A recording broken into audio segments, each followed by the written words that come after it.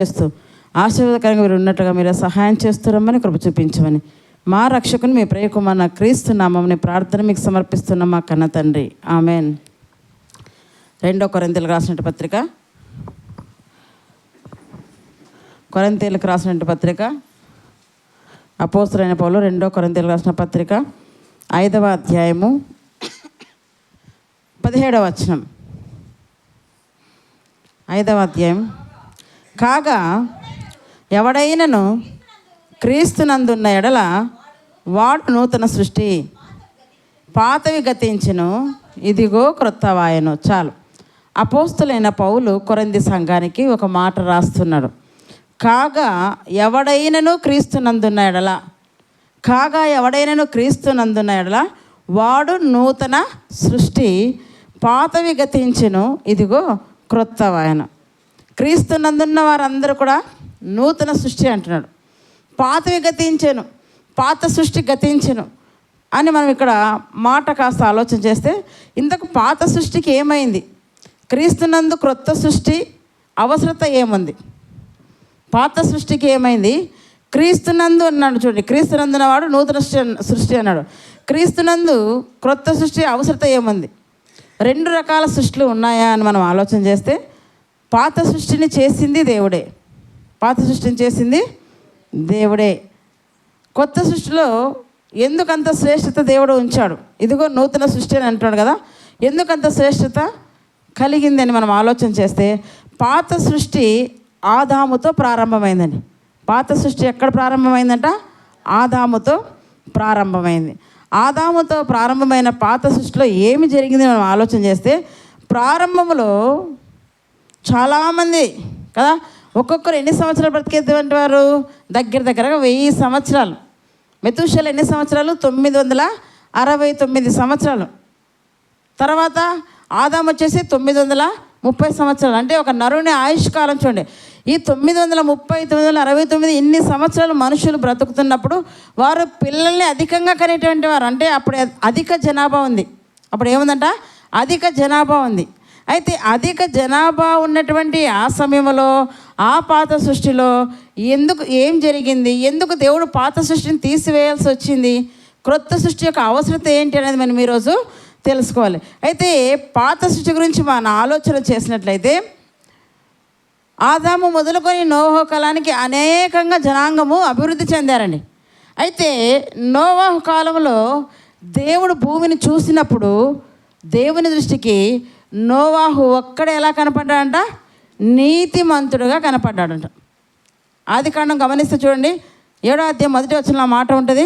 దేవుడే సాక్ష్యం ఇస్తున్నాడు.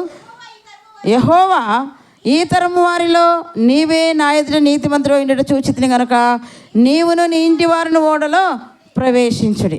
ఎవరిని గురించి మాట దేవుడు సెలవిస్తున్నాడంట? నోవాహు ఈ తరము వారిలో, నీవు నివసిస్తున్న ఈ తరము వారిలో నీవు ఒక్కడివే నాకు ఎలా కనపడుతున్నావు? నీతిమంతుడుగా కనపడుతున్నావు. నోవహు కాలానికి కొన్ని లక్షల జనాంగం ఉన్నారండి. నోవహు కాలానికి కొన్ని లక్షల జనాంగం ఉన్నారు. కానీ లక్షల జనాంగంలో నోవాహు ఒక్కడే దేవుని దృష్టికి నీతిమంతుడుగా కనపడుతున్నాడు. మరి ఇప్పటి కాలానికి, ప్రస్తుత కాలానికి ప్రపంచ జనాభా ఎంత? సుమారుగా 800 కోట్లకు పైగానే ఉంది. దేవుడు భూమిని చూసినప్పుడు మరి దేవుని దృష్టికి ఎంతమంది నీతిమంతులు ఉన్నారో మనకైతే తెలియదు. కానీ నోవాహు కాలంలో, నోవాహు తరంలో నోవాహు ఒక్కడే ఏం కనపడుతుంట? నీతిమంతుడుగా కనపడుతున్నాడు. ఆయనను బట్టి మిగతా తన ఇంటివారు, ఆయన భార్య, 3 కొడుకులు, 3 కోడలు, మొత్తం నోవాహు తరంలో ఎంతమంది రక్షింపబడ్డారు? 8 మంది రక్షింపబడ్డారు. లక్షల జనాంగం ఉన్నప్పటికీ కూడా 8 మంది ఎందుకు రక్షింపడంటే, 8 మందే దేవుని కోసం బ్రతికారు. ఎంతమంది బ్రతికారంటే దేవుని కోసము? 8 మంది. అందుకే పాత సృష్టి ఎంత ఫెయిల్యూర్ అయిందో మనం చూడాలి. పాత సృష్టిలో రక్షింపడిన వారు ఎంతమంది? పాత సృష్టిలో ఎంతమంది రక్షింపడ్డారు? 8 మందే రక్షింపడ్డారు. ఇంకా మనం గమనిస్తున్నట్లయితే, కాస్త ముందుకు వచ్చినట్లయితే, గొప్ప పట్టణాలండి, 2 మహాపట్టణాలు ఉన్నాయి. ఒకటి సొదొమ, రెండోది గొమొర్రా. ఈ మహాపట్టణంలో జనాభా చాలా అధికంగా ఉంటుంది. ప్రజలు పల్లెలు ఎక్కువగా నివసిస్తారా, పట్టణాల్లో ఎక్కువగా నివసిస్తారా? పట్టణాలనే కదా. పల్లెల్లో తక్కువ జనాభా ఉంటుందండి. ఇప్పుడు మహానగరాలు అంటే హైదరాబాద్ కానీ బెంగళూరులో కానీ ఎక్కువ జనాభా ఉంటారు. మన చిన్న చిన్న గ్రామాల్లో పల్లెటూరులో ఉంటారా? ఉండరు. అయితే ఆనాడు కూడా అవి ఎలాంటి నగరాలు అంటే మహానగరాలు.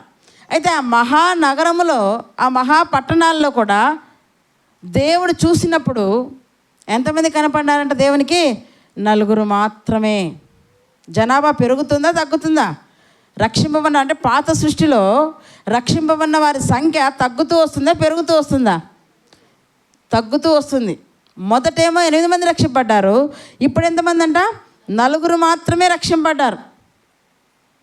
ఆదికాండం 19వ అధ్యాయానికి మీరు చూసినట్లయితే 4 మాత్రమే.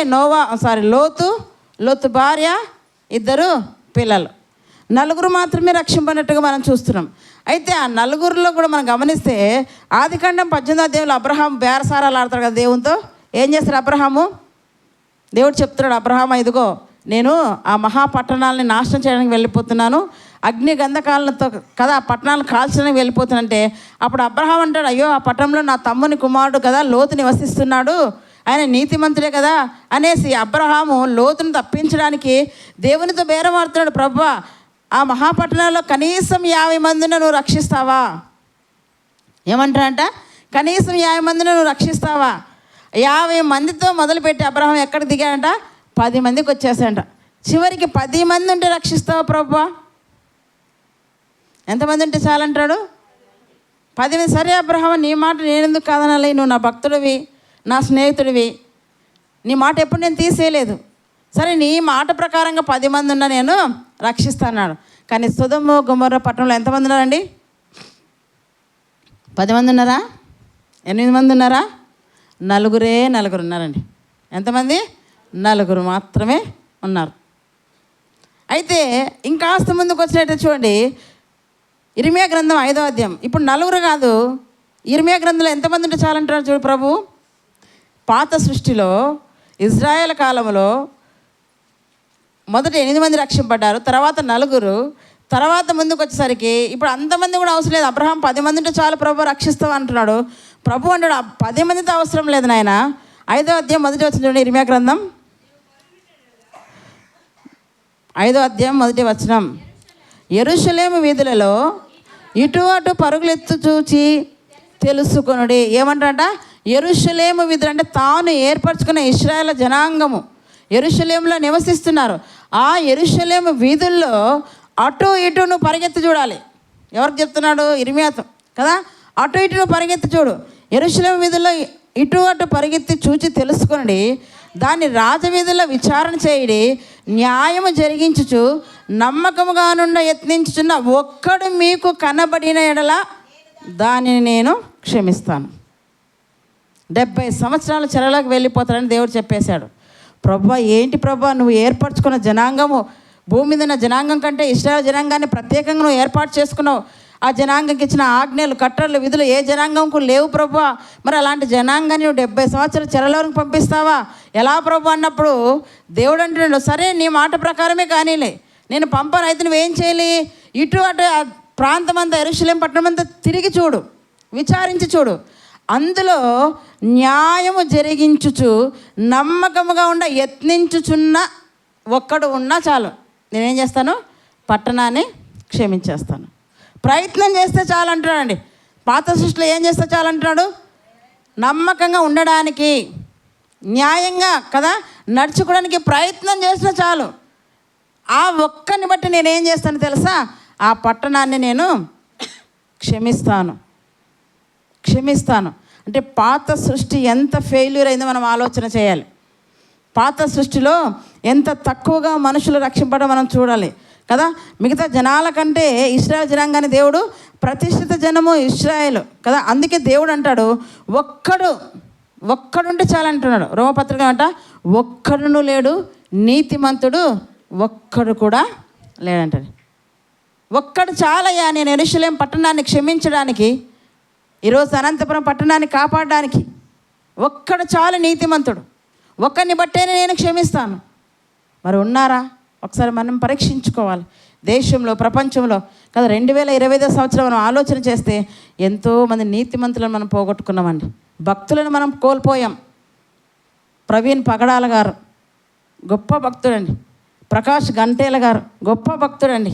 ఇంకా అనేకంగా చాలామంది భక్తులు. నైజీరియాలో అయితే ఊచకోత కోయబడ్డారండి క్రైస్తవులు. ఎంతమంది అండి ప్రభు కోసం హతసాక్షులుగా హతమైపోయారు. 2020 సంవత్సరం అంతా మనకు భక్తులను కోల్పోయిన సంవత్సరంగా పెట్టుకోవచ్చు. దాన్ని ఏ సంవత్సరంగా? భక్తులను కోల్పోయిన సంవత్సరంగా పెట్టుకోవచ్చు. మళ్ళీ 2026 సంవత్సరం ఈరోజు ఎంటర్ అయినాం అంతే. ఎండింగ్ ఎట్లా ఉంటుందో మనకు తెలియదు.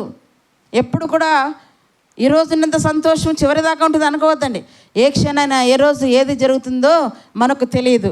ప్రభు కోసం మనం అందరం కూడా సిద్ధపడినాలి. ఈ క్షణాన మరణం నీ ఎదుటికి వచ్చి నిలబడితే, మరణం ఎదుట నేను దేవుణ్ణి ఒప్పుకుంటానే, నువ్వు ధైర్యంగా నిలబడగలవా? హెచ్కేల్ గ్రంథం దేవుడు అడుగుతున్నాడు, నిన్ను చంపే మనుష్యుని ఎదుట నువ్వు నన్ను ఒప్పుకుంటావా అంటున్నాడు హెచ్కేల్ గ్రంథంలో. ఒప్పుకుంటావా? అయ్యో ఆ దేవుడు ఎవరో నాకు తెలియదు. పేతురు ఏం చేస్తాడు? మొదట ప్రభువుని అప్పగించినప్పుడు నువ్వు కూడా ఆయనతో తిరిగావు కదా అన్నారు పేతుర్ని. వెంటనే ఏమన్నాడు? లేదు లేదు, ఆ యేసు ప్రభు ఎవరో నాకు తెలియదు. మళ్ళీ రెండోసారి చిన్న పాప అడిగితే లేదు నాకు తెలియదు అన్నాడు. మూడోసారి తను తాను శపించుకుని ఎవరో నాకు తెలియదు అట్లా ఇట్లా అనుకున్నాడు. అయితే పశ్చాత్తాపడి మార్పు చెందారులేండి. కానీ మనం ఆలోచన చేద్దాం. ఇక్కడ ఏమంటాడంట? న్యాయము జరిగించుచు నమ్మకంగా ఉండా యత్నించుచునంటే ప్రయత్నం చేసే ఒక్కడున్నా చాలు. చేసేవాడు కదా ప్రయత్నం, కనీసం అలాగనే ప్రయత్నం చేస్తున్నారా? నూతన సంవత్సరానికి వచ్చేసాం. ఈ సంవత్సరంలో మా బ్రతుకులు మార్చుకోవాలి ప్రభు, మా జీవితాలు బాగు చేయి. ఆర్థిక పరిస్థితులు కదా, ఆర్థిక ఇబ్బందులు తొలగించి ఆర్థిక పరిస్థితులను బాగు చేయని అడుగుతున్నారు. కానీ అయ్యా నా బ్రతుకు బాగాలేదయ్యా 2025 సంవత్సరంలో. నీకు ఆయాసకంగా నేను బ్రతికాను, నీకు ఇష్టకరంగా నేను ఏ రోజు కూడా బ్రతకలేదు. నా మాట బాగాలేదు, నా ప్రవర్తన బాగాలేదు, నా నడక బాగాలేదు, నా చూపు బాగాలేదు, అసలు నేనే సరిలేను ప్రభువా. ఈ సంవత్సరం నన్ను నేను సరి చేసుకుంటానయ్యా. ప్రయత్నం చేయి. నిన్ను బట్టి కూడా దేవుడు నీ కుటుంబాన్ని క్షమిస్తాడు, నీ కుటుంబాన్ని రక్షిస్తాడు, నీ దేశాన్ని రక్షిస్తాడు. ప్రయత్నమే చేయం. ప్రభు అదే చెప్తున్నాడు. ఇక్కడ ఏమంటంట? న్యాయం జరిగించుచు నమ్మకంగా ఉండి యత్నించిన ఒకడు కనబడినలా నేను దానిని క్షమించుదును కదా. మన గురించి మనం అందరం కూడా ఏమనుకుంటాం? నీతిమంతులము అనుకుంటాం. కానీ రోమపత్రిక ఏం చెప్తుంట? నీతిమంతుడు లేడు, ఒక్కడు లేడు. మన గురించి చెప్పాలంటే ఎవరు చెప్పగలరండి? బాగా మన గురించి చెప్పాలంటే ఎవరు బాగా చెప్పగలరు? మన తల్లికి తండ్రికి మాత్రమే తెలుసు. వాళ్ళు కూడా ఏదో పేగు బంధంతో తప్పుడు వాడైనా నా కొడుకు మంచోడని చెప్పుకోవచ్చు. ఇంక కాస్త వెళ్తే భార్యకు లేదా భర్తకు మాత్రమే తెలుసు. వాళ్ళు కూడా ఏదో కదా పేగు బంధం లేదా ఆ మూడు ముళ్ళ బంధం ద్వారా అయినా వారు కూడా కొంచెం అటు ఇటుగా చెప్పవచ్చు.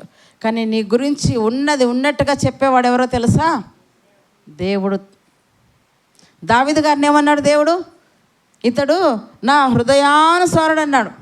దావీదుని ఏమన్నాడు దేవుడు? నా హృదయానుసారుడు, నా ఉద్దేశాలన్నీ నెరవేర్చేవాడంట. కానీ అదే దావీదుని గురించి ఒకే ఒక్క చోట బత్షెబా విషయంలో దావీదు తప్పు చేస్తే దాన్ని దేవుడు దాచిపెట్టలేదు, మూసిపెట్టలేదండి. దాన్ని కూడా దేవుడు తన గ్రంథములో వ్రాయించాడు. ఎంత గొప్ప దేవుడు చూడండి. ఏది కూడా అయినా దాచిపెట్టేవాడు కాదు, ఖచ్చితమైన రిపోర్ట్ ఇచ్చేటువంటి వాడు మన దేవుడు. అయ్యో నా దావీదే కదా, నా ఉద్దేశాలు నెరవేర్చేవాడు కదా, నమ్మకంగా ఉన్నటువంటి వాడు కదా, ఈ చిన్న తప్పే కదా, ఒక్కటే కదా చేసింది, క్షమించేద్దాంలే, దీన్ని రాయకుండా పక్కన పెట్టేద్దని అనుకోలేదు దేవుడు. ఆ చిన్నదైనా సరే తన గ్రంథంలో దేవుడు ఖచ్చితంగా రాయించాడండి. కనుక మనం గమనించాలి. దావీదు హృదయానుసారైనప్పటికి కూడా దేవుడు ఏం చేశాడంటే తన తప్పును కూడా రాయించాడు. తాను చేసిన మేలు రాయించాడు, తను చేసిన తప్పును కూడా రాయించాడు. నోవాహును కూడా మనం చూసాం. నోవాహును ఏమన్నా అంట? ఈ తరము వారిలో నీవే నా ఎదుట నీతిమంతుడిగా ఉన్నావు అన్నాడు. కానీ అదే నోవాహు జలప్రలయం తర్వాత ద్రాక్ష తోటను వేసి ఆ ద్రాక్ష రసం త్రాగి మత్తుడై దిగంబరిగా పడి ఉన్నది, అది కూడా దేవుడు వ్రాయించాడు. ఏమి రాయించాలంటే దేవుడు ఏది కూడా దాయడు. ఆయన అందరి హృదయ రహస్యాలు ఎరిగిన దేవుడు. మనం అంటుండే కదా, ఏమ్మా ఇంత చేసాము, ఇన్ని చేసాము, ఏమి చిన్నది క్షమించవచ్చు కదా, చిన్నదే కదా, కవర్ చేయొచ్చు కదా, దాచిపెట్టవచ్చు కదా అనుకుంటాం. కానీ దేవుడు అలా కాదండి. నువ్వు చేసిన మంచి రాస్తాడు, నువ్వు చేసిన చెడు కూడా రాస్తా. అంటే దేవుడు నిష్పక్షపాతంగా వ్రాయించిన గ్రంథమే ఇది బైబిల్ గ్రంథం. అయితే మనం గమనించాలి, మరి ఎవరు ఏమి చేశారని మనం గమనిస్తే దేవుడు ఒక్కడు కూడా ఏమంట నీతిమంతుడు లేడు. మరి పాత సృష్టిలో ఏం జరిగింది? పాపం. పాత సృష్టిలో ఏం జరిగిందంట? పాపం. అయితే మనం గమనిస్తే ప్రసంగ గ్రంథంలో దేవుడు నరులను ఏ విధంగా పుట్టించాడంటే 7వ అధ్యాయంలో, ప్రసంగ గ్రంథం 7వ అధ్యాయం 29వ వచనం చూడండి ఒకసారి. ప్రసంగ గ్రంథం 7వ అధ్యాయము 29వ వచనం. ఇది ఒకటి మాత్రం నేను కనుగొంటిని, ఏమనగా దేవుడు నరులను యథార్థవంతులుగా పుట్టించును, కానీ వారు వివిధమైన తంత్రములు కల్పించుకొని ఉన్నారు. దేవుడు ఏం చేశాడంట? నరులను యథార్థంగా పుట్టించాడు. గర్భఫలము దేవుడిచ్చు బహుమానం. మత్తయి సువార్తలో ఏమంటున్నాడు? చిన్న పిల్లల్ని ఆటంకపరచకుడి, ఇలాంటి వారిదే పరలోక రాజ్యం.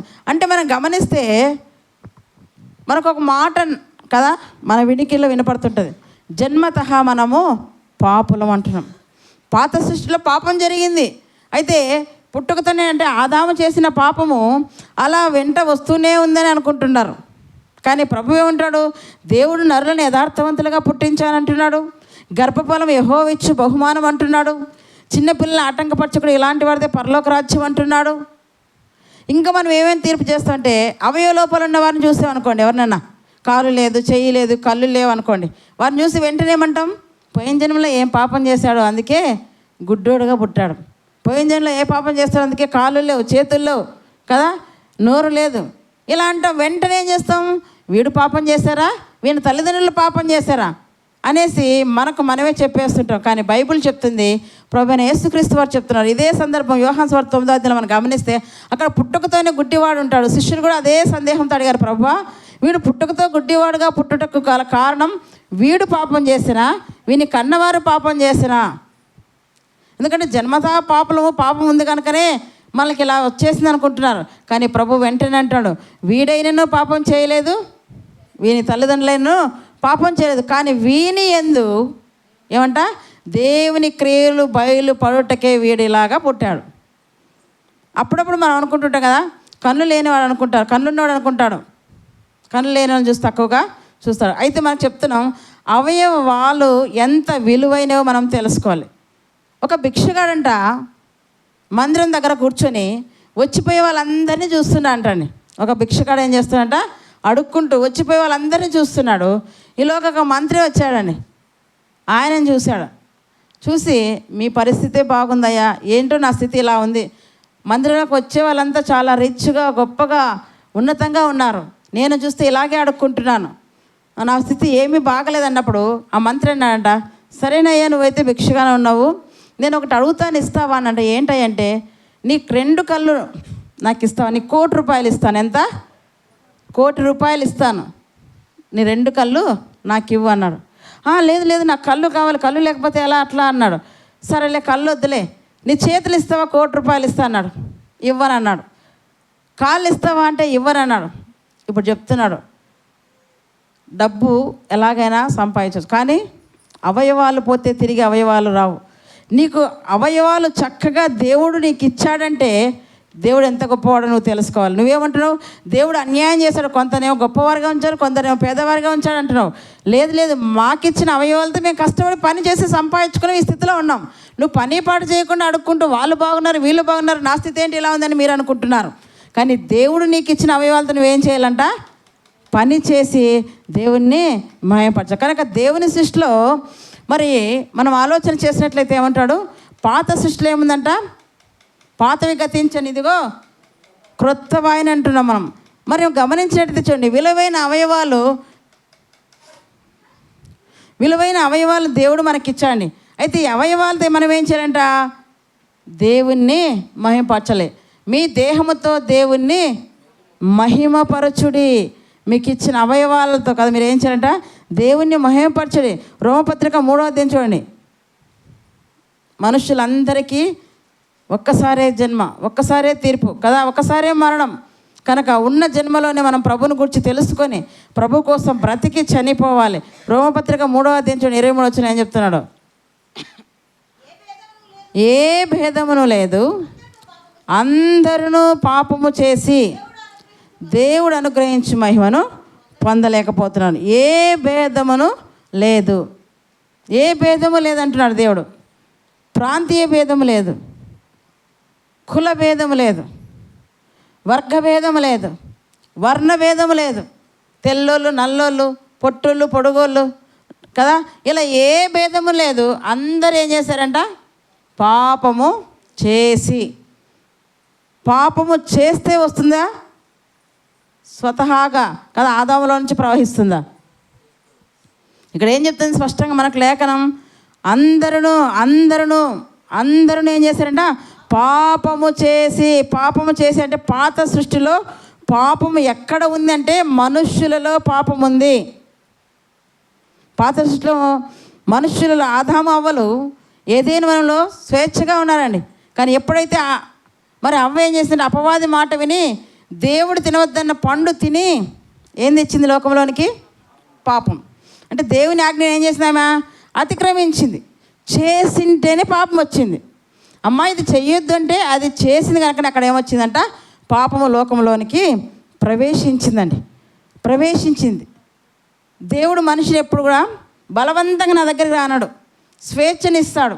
అందుకే పాత నిబంధన మనం గమనిస్తే, నేడు మీ ఎదుట జీవమును, మేలును, ఆశీర్వాదమును, శాపమును ఉంచున్నాను. అయితే మీరు ఏది కోరుకోవాలో తెలుసా? జీవమునే కోరుకోండి అని దేవుడు సెలవిస్తున్నాడు. ఈరోజు కూడా మొదట ఉంచాడండి. ఏ భేదం లేదు, అందరూ కూడా ఏంటంట? పాపము చేసి దేవుడు మొదట మేలును పెట్టాడు, కీడును పెట్టాడు, ఆశీర్వాదం పెట్టాడు, దీవెన్ని పెట్టాడు. అయితే దేవుడు అన్నీ పెట్టి కూడా ఏం చెప్తాడంట? నువ్వు జీవాన్నే కోరుకోను, ఆయన కీడును కోరుకోవద్దు, పాపాన్ని నువ్వు కోరుకోవద్దు. నువ్వేం కోరుకోవాలి? జీవమునే కోరుకో. బలవంతంగా నువ్వు ఇదే చేయాలని చెప్పేటువంటి వాడు కాదు దేవుడు. నీకు స్వేచ్ఛనిచ్చాడు, నువ్వు నిర్ణయించుకోవచ్చు. ఏదైనా మేలు వైపైనా కీడు వైపైనా వెళ్ళడానికి నీకు స్వేచ్ఛనిచ్చాడు. నువ్వేం చేయాలి? ఆ స్వేచ్ఛను దుర్వినియోగపరచుకోకుండా మేలు వైపు నీ అడుగులు పడేటట్టుగా ఉండాలి. చూడండి, ఇంకా రోమపత్రిక 5వ అధ్యాయం 12వ వచనం గమనిస్తే ఇక్కడ ఏం చూసుకున్నాం? ఏ భేదం లేదు, అందరూ పాపం చేసిన మాట చూసుకున్నాం. రోమపత్రిక 5వ అధ్యాయం 12వ వచనం, ఇట్లుండగా ఒక మనుష్యుని ద్వారా పాపము ద్వారా మరణమును లోకములో ఎలాగూ ప్రవేశించెనో అలాగుననే అందరూ పాపము చేసినందున అది అండర్లైన్. అందరూ పాపము చేసినందున, పాపం అనేది చేయడం వల్ల సృష్టి ఏమైపోయింది? పాత సృష్టి పాడైపోయింది. ఎందుకు ప్రభు పాత సృష్టిని తీసివేయాల్సి వచ్చిందంటే, పాత సృష్టిలో మనుషులందరూ పాపము చేసి పాడైపోయారు. అందుకే ఆ పాత సృష్టిని దేవుడు ఏం చేయాలనుకున్నా? తీసివేయాలనుకున్నాడు. ఆ పాత సృష్టి అలాగే ఉంచాలనుకోండి, అందరూ చచ్చి ఎక్కడికి వెళ్ళిపోయేటువంటి వారంట? నరకానికి వెళ్ళిపోయేటువంటి వారు. అందుకే గలతీ పత్రికలో ఒక మాట ఉంది, కాలము సంపూర్ణమైనప్పుడు దేవుడు తన కుమారుని భూమి మీదకి పంపాడు. పోయిన వారి మీద క్రిస్మస్ మనం చేసుకున్నాం. కాలం సంపూర్ణం. ఏ కాలము? మనుష్యులందరూ పాపం చేసిన కాలం సంపూర్ణమైంది. ఆ సమయంలో ప్రభు తన కుమారుని పంపాడు. దేనికోసము? పాపము చేసిన మనుష్యులందరినీ ఆ పాత సృష్టిలో నుండి క్రొత్త సృష్టిలోకి దేవుడు తీసుకొని రావడానికి. ఎవరి నందు? క్రీస్తు నందున్న ఎడల వాడు నూతన సృష్టి. క్రీస్తు నందున్న ఎడల వాడు నూతన సృష్టి అంటాడు కదా. 1 కొరింథీ 5:17 మనం ఏం చూసుకున్నామంట? ఒకసారి చదువుదామాట. కొరింథీ రాసిన 2 కొరింథీ 5వ అధ్యాయం 17వ వచనం, కాగా ఎవడైనను క్రీస్తునందున్న ఎడల వాడు నూతన సృష్టి, పాతవి గతించును. కాగా ఎవడైనను క్రీస్తునందున్న ఎడల, ఎక్కడంటండి? క్రీస్తునందున్న ఎడల వాడు నూతన సృష్టి. క్రీస్తునందున్న ఎడల, అది గమనించాలి. క్రీస్తునందు అంటే అర్థం ఏంటి? క్రీస్తునందు అంటే అర్థం ఏంటి? ఈ నందు అనే మాట మరొక మాటలో కూడా మనం గమనిస్తే, ప్రకటన గ్రంథంకి వచ్చేద్దాం. మనం ఎక్కువగా ఈ మాటను మరణాల కాడ వింటూ ఉంటాం. అక్కడే ఉందో చూడండి, 14వ అధ్యాయం 13వ వచనం. ప్రకటన గ్రంథం 14వ అధ్యాయం 13వ వచనం, అంతటా ఇప్పటి నుండి ప్రభువునందు, అక్కడే ఉంది క్రీస్తునందు నూతన సృష్టి, ఇక్కడేముంది? ప్రభువునందు మృతులు ధన్యులని వ్రాయుము. ఈ మాట ఎక్కువ సందర్భాల్లో మనం వింటూ ఉంటాం కదా. ఎక్కువ ఎక్కడ వింటుంటామంట? ఎవరైనా మరణిస్తే వాళ్ళ దగ్గర ఈ మాటలు చెప్తుంటారు కదా. కాగా ఎవడైనా ప్రభువునందు మృతి నొందితే వాడు ధన్యుడు. కానీ అక్కడేముందంట? కాగా క్రీస్తు నందున్నవాడు నూతన సృష్టి. ఇంతకీ క్రీస్తునందు ప్రభువునందు అంటే అర్థం ఏంటి? మనం ఆలోచించాలి. క్రీస్తు నందు అంటే క్రీస్తులో, మీరు గమనించాలి. ప్రభువు నందు అంటే ప్రభువులో క్రీస్తులు అనేది మీరు గమనించాలన్నమాట. అయితే చూడండి, రోమపత్రిక 7:18 ఏముందంటే చూడండి, ఇంకా మీకు బాగా అర్థం కావాలంటే రోమిలకు రాసిన పత్రిక 7వ అధ్యాయము 18 వచనం.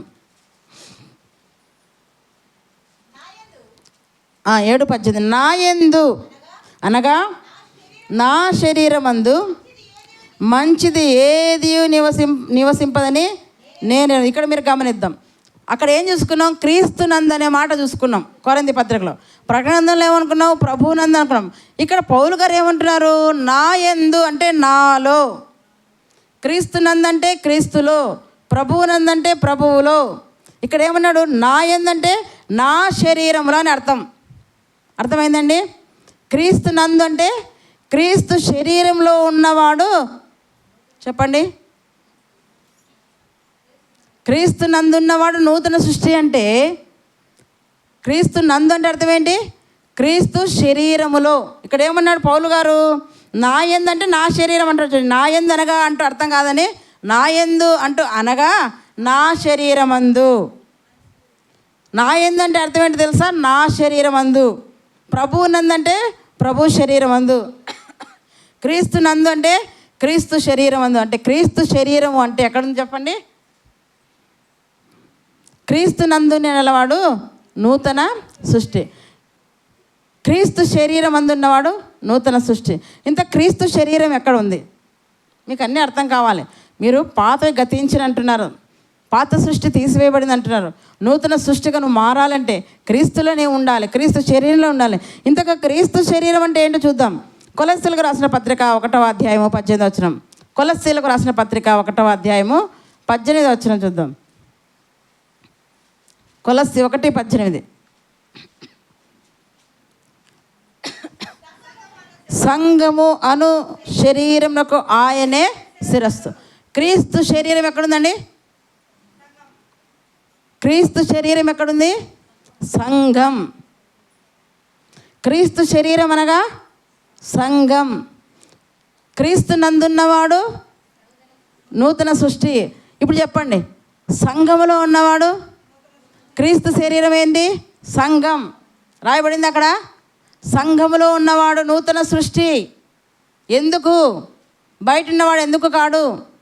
బయట ఉన్నవానికి మాటలు వినబడవు, సంఘంలో ఉన్నవానికి మాత్రమే దేవుని మాటలు వినబడుతూ ఉంటాయి. కనుక వాడు ఏమైపోతాడంట?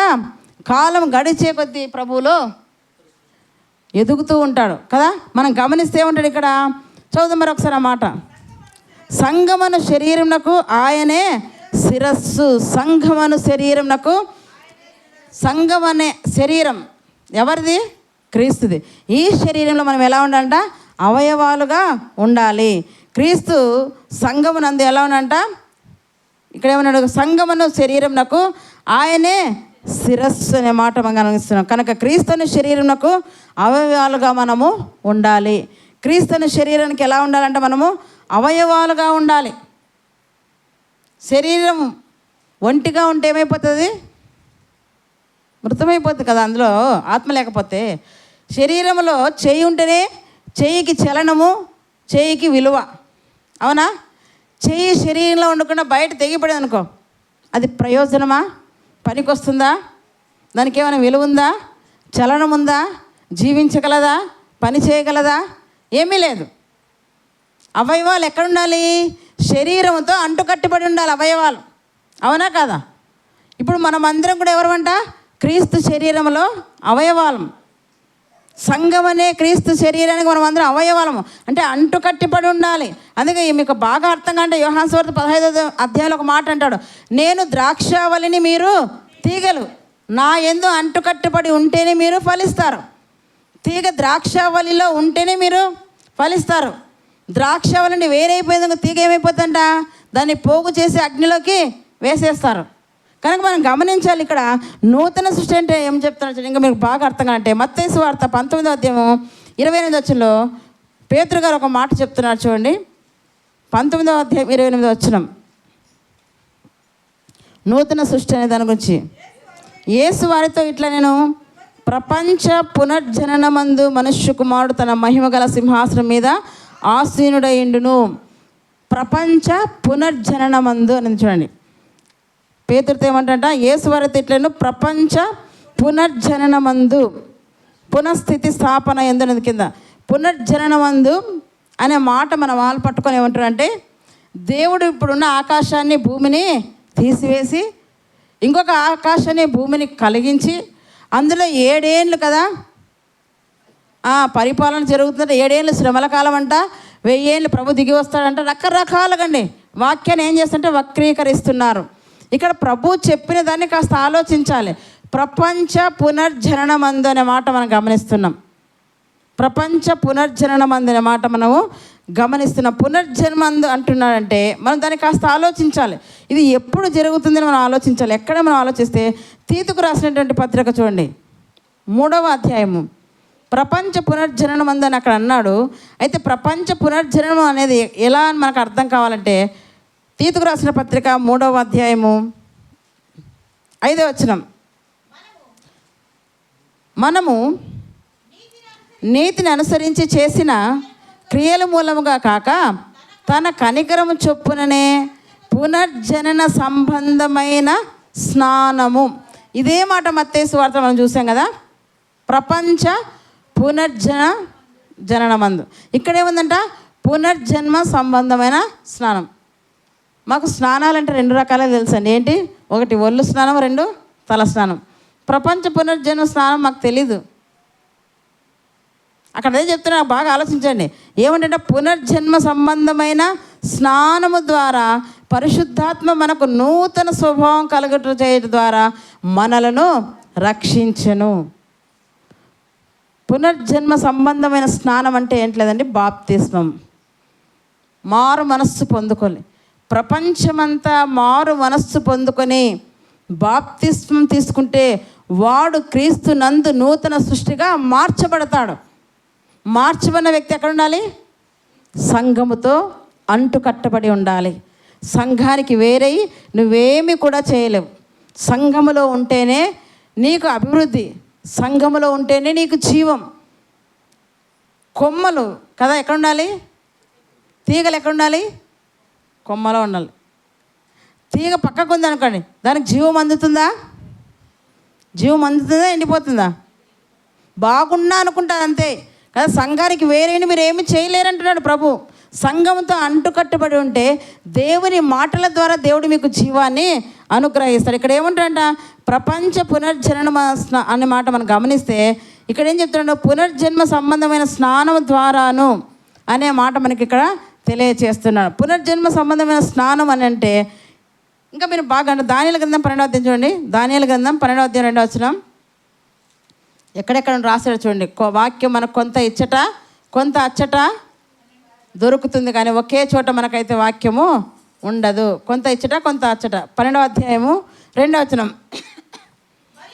మరియు సమాధులలో నిద్రించు అనేకులు మేలుకొనెదరు, కొందరు నిత్య జీవం అనుభవించుటకును, కొందరు నింద పాలగుటకును, నిత్యముగా హేయులగుటకును మేలుకొందురు. ఈ మాట మనకి ఎలా కనపడుతుంది? ఇది ఎప్పటి మాట అని మనం ఆలోచిస్తున్నారు మన వాళ్ళంట అంటే క్రీస్తు రాకడలో జరిగే మాట అని చెప్తున్నారు. ఎప్పుడుదంట? క్రీస్తు రాకడలో జరిగేదంటారు. మీరు బాగా చదవండి. కొందరు మరియు సమాధుల్లో నిద్రించిన అనేకులు. ఏమంట? అనేకులు. అనేకులు అంటే అక్కడ అందరు ఉందా, అనేకులు ఉందా? అనేకులు అంటే ఇంకేముంది అక్కడ? కొందరు లేరని అర్థం. ఇక్కడ అనేకంగా ఉన్నారండి, కానీ కొంతమంది లేరు. మన మధ్య ఇక్కడ నేను మాట్లాడేటప్పుడు ఏమనొచ్చు, అనేకులు ఉన్నారండి కానీ అనేకులు ఇంకెవరు లేరు. ప్రభు వచ్చినప్పుడు అన్ని సమాధులు తెరవబడతాయన్నాడా, కొందరివే అన్నాడా? ఆయన రాకడలో అందరి సమాధులు తెరవబడతాయి. ఇక్కడ అందరూ లేదు, మీరు మాటను గమనించాలి. ఇక్కడ అందరూ అనే మాట లేదు, అనేకులనే మాట ఉంది. అందుకే మీరు బాగా చదవమంటారు అక్కడ. మరియు సమాధులలో నిద్రించు అనేకులు అనేకులు మేలుకొనెదరు. అనేకుల్లో కొందరు లేరు, అయితే అనేకులు మేలుకొనెదరు. కొందరు ఏమంట? నిత్య జీవమునకు, కొందరు కదా నింద పాలగుటకు. నిత్యముగా హేయులగుటకును మేలుకొనెదరు. మనమందరం కూడా ప్రభువులోకి రాకున్నప్పుడు ఎలా ఉన్నామంట? ఎఫెసీ 2లో కాగా మనం ఎలా అంట? చచ్చిన వారము. ఎలా ఉన్నాం మనమంట? చచ్చిన వారము. చచ్చిన వారం ఏంటి? మనల్ని, సమాధిలో ఉన్నటువంటి మనల్ని, నిద్రిస్తున్న మనల్ని ప్రభువు ఏం చేస్తాడంట?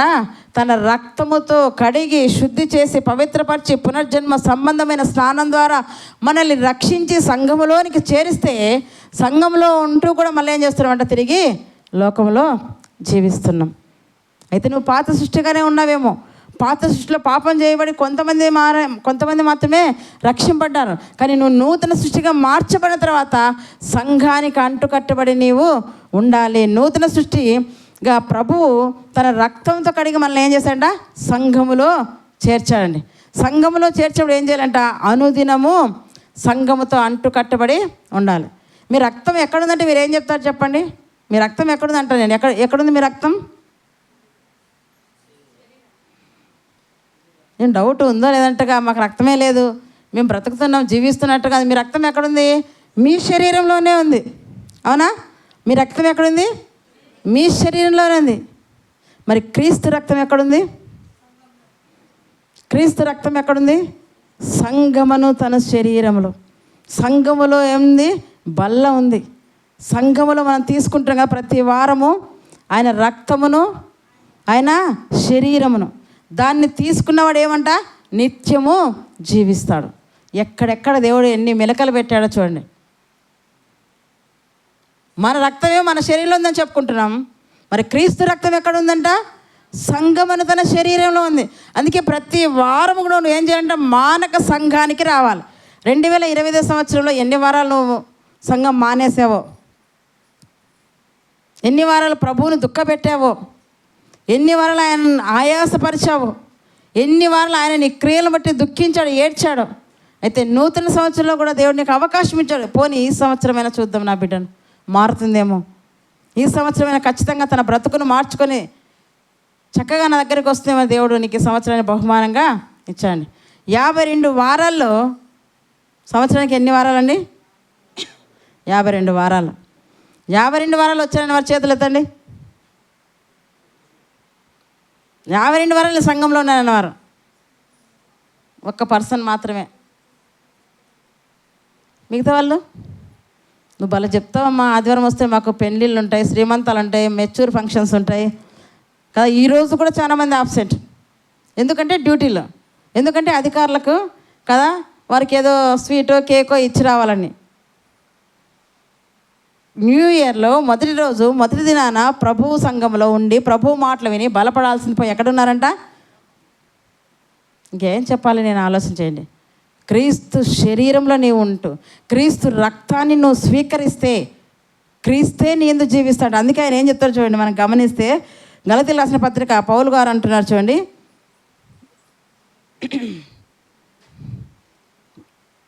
మొక్క ఏమవుతుందండి? వేసిన చోటనే ఉంటుంది కానీ అటు ఇటు తిరుగుతుందండి. మొక్క స్థిరత్వం కలిగి ఉంటుందండి. నీవు ఒక మొక్కలాగా సంఘములో అంటుకట్టబడి ఉండాలి. మొక్క వేసిన చోటనే స్థిరంగా ఎదుగుతూ ఉంటుంది. అవునా? మొక్క అటు ఇటు వెళ్తుందా? మన వాళ్ళు ఈ సంఘంలో ఆ సంఘం అట్లా వెళ్ళొద్దండి. ఒక్క చోట వాక్యం నేర్చుకున్నారా, స్థిరంగా ఉండండి. గలతీయులకు రాసిన పత్రిక 2:20 మొక్కలాగా. అందుకే సంఘంలో మనం ఎలా ఉండంటే ఒలీవ మొక్కల వలె ఉండాలని మనకు వాక్యము సెలవిస్తుంది. గలతీయులకు రాసిన పత్రిక 2:20 నేను క్రీస్తుతో కూడా సిలువ వేయబడి ఉన్నాను, ఇకను జీవించువాడను నేను కాదు, క్రీస్తే నా యందు జీవించుచున్నాడు. ఏమంటాడు ఆయన? నేను క్రీస్తుతో కూడా సిలువ వేయబడి ఉన్నాను. దేనికి సిలువ వేయబడి ఉన్నాడు? లోకానికి సిలువ వేయబడి ఉన్నాడు. పాప జీవితానికి సిలువ వేయబడి ఉన్నాడు. పాపం స్థితిని ఆయన సిలువ వేశాడు. ఇప్పుడు క్రీస్తులోకి వచ్చిన తర్వాత ఎలా మార్చబడ్డాడంట? నూతన సృష్టిగా ఆయన చేయబడ్డాడు. కనుక నేను ఏమంటాడు అక్కడ? నేను క్రీస్తుతో కూడా సిలువ వేడి ఉన్నాను, ఇకను జీవించువాడను నేను కాను. ఇకను జీవించువాడు నేను కాను, క్రీస్తే నా యందు జీవిస్తున్నాను. నూతన సృష్టిగా మనం ఉండాలనేది దేవుని యొక్క కోరిక. నూతన సృష్టిగా నువ్వు మార్చబడితే ఇక పాత క్రియలు నువ్వు చేయవండి. నూతన సృష్టిగా నువ్వు మార్చబడితే పాత క్రియలు, పాత అలవాట్లు, పాత పనులు నీలో కనబడవు. అవి కనబడుతున్నాయంటే నీలో ఇంకా ఏం లేదనమాట, నూతన సృష్టి లేదు, నూతన కార్యం లేదు, నూతన స్వభావానికి ఇంకా రాలేదేమో. అందుకే దేవుడు ఈ సంవత్సరాన్ని బహుమానంగా నీకు ఇచ్చిన. కనుక మనం క్రీస్తుతో సహవాసంలో ఉండాలి కదా, క్రీస్తులో మనం ఉండాలి. అప్పుడు నీవు ఏమాడుతుంట, నూతన సృష్టిగా మార్చబడతావు. క్రీస్తు సహవాసంలోకి వస్తున్నావా? ప్రతి ఆదివారము క్రీస్తు సంఘంలోకి వస్తున్నావా? ఆయన శరీరంలో, ఆయన రక్తంలో చేయి వేస్తున్నావా? నెలకు ఒకసారి కూడా రావడం లేదు. పండగ క్రైస్తవులు కూడా మరి కదా, పండగ క్రైస్తవులు కొంతమంది పండగ మాత్రం వస్తే మళ్ళీ పండగ తర్వాత రారు. అలా ఉండకుండా ఎలా ఉండంట, నూతన సృష్టిగా నువ్వు మార్చబడాలంటే, పాత గతించాలంటే, పాత సృష్టి కదా ఎందుకు తీసేస్తాడు ప్రభు అంటే, పాత సృష్టిలో ఏముందంట, పాపం ఉంది. ఆ పాపాన్ని తీసివేయడానికే కాలం పరిపూర్ణమైన తన కుమారుని పంపాడు. ఆ కుమారుని ద్వారా ఇప్పుడు మనం ఏం చేయబడ్డామంట, నూతన సృష్టిగా మార్చబడ్డాం. నూతన సృష్టిగా మార్చబడ్డా కూడా తిరిగి ఏం చేస్తామంట, మళ్ళీ తిరిగి పాప పనులే, పాత సృష్టిలోకి పాప క్రియలే చేస్తున్నామేమో.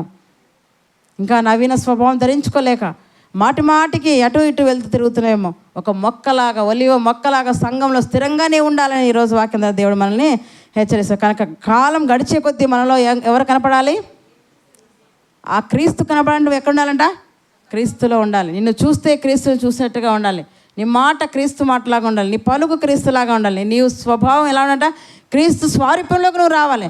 అలా నువ్వు రావాలంటే ఏం చేయాలంట, సంఘం ఆయన శరీరంలో మనం అంటుకట్టుబడి, ఆయన రక్తంలో మనం పాలు బాక్సులు అయితే ఖచ్చితంగా ఆయనతో సహవాసం చేస్తే మనం కూడా ఆయన స్వారూప్యంలోకి వస్తామని వాక్యం ద్వారా దేవుడు సెలవిచ్చాడు. కనుక పాత సృష్టికి ఏమైందని మనకు అనుకుంటే, పాత సృష్టిలో పాపం కనపడింది. పాపాన్ని తీసివేయడానికే ప్రభు అయిన యేసుక్రీస్తు వారు ఈ భూమి మీదకి వచ్చాడు. పాపాన్ని పరిహరించి మనల్ని నూతన సృష్టిగా చేశాడు. నూతన సృష్టిగా చేయబడ్డా కూడా తిరిగి మనం పాత పనులే చేస్తూ పాత సృష్టిలోకి వెళ్ళిపోతే మనల్ని ఇంకెవరు కూడా రక్షించరు. కనుక ఎలా ఉన్నామో మనం పరీక్షించుకుందాం. నూతన సంవత్సరంలో నూతన సృష్టిగా చేయబడ్డ మనం నూతనంగా బ్రతకాలి, నూతన స్వభావాన్ని ధరించుకోవాలని దేవుడు కోరుతున్నాడు. దేవుడు ఈ వాక్యం ద్వారా మనందరినీ కూడా దీవించునుగాక. ఆమెన్.